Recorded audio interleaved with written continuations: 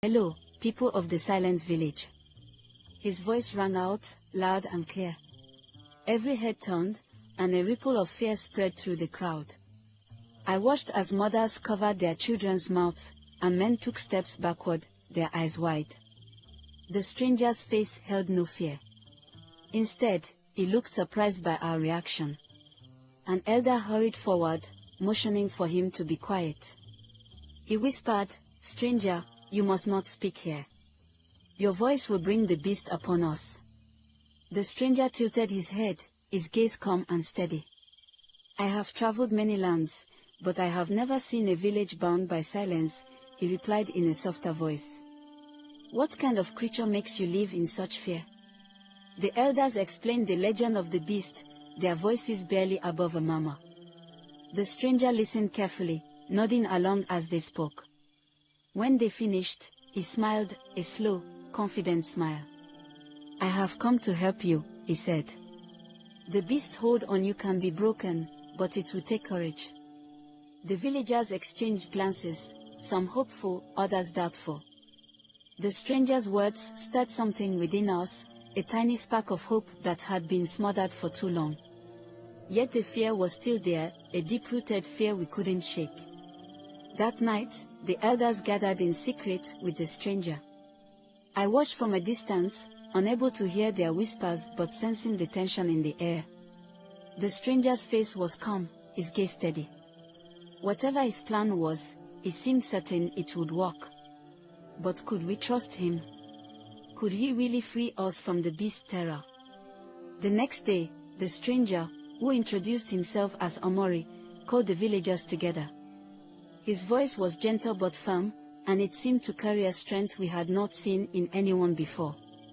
"Tonight," he announced, "I will call the beast. I will face it alone. But I need your help." A murmur went through the crowd. Faces showed a mix of fear, confusion, and, perhaps, a small glimmer of hope. The elders stepped forward, their expressions wary. "This beast has haunted us for generations," one of them said. "How can you be so certain you can defeat it?" Omori's gaze didn't waver. "I have faced creatures like this before. I understand its power and its weakness. But I cannot do this alone. I need your trust." He went on to explain his plan, a plan that sounded both daring and dangerous.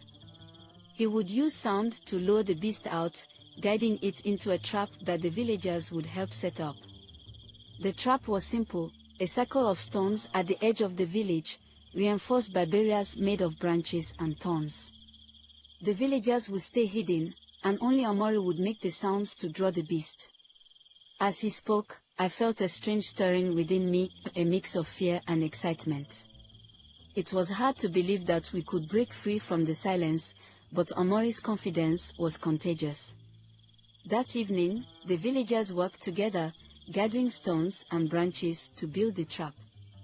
I watched as Omori directed them, his face focused and calm. For the first time, I saw the village come alive, united in a common purpose. The silence was still there, but it felt different, no longer a prison, but a shield. When the sun dipped below the horizon, we returned to our homes, waiting anxiously for the moment Omori would face the beast. That night, silence blanketed the village as we all hid inside our homes, waiting with bated breath. The night felt different, charged with anticipation and dread. The trap was ready, the villagers hidden, and Omori stood alone in the clearing, waiting for the beast. As we peeked through cracks in our doors and windows, Omori did something none of us expected.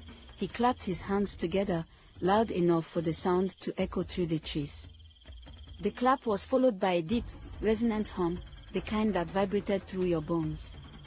Each clap was like thunder in the quiet village, and each hum seemed to call to something dark and ancient hiding within the shadows. The forest at the edge of the village began to rustle, as if a wind was passing through. But there was no wind that night. The leaves trembled, and the ground seemed to shake ever so slightly. And then, we saw it, the beast. It moved between the trees, its shape massive and terrifying. It seemed more shadow than creature, a hulking figure with limbs that moved silently, fluidly.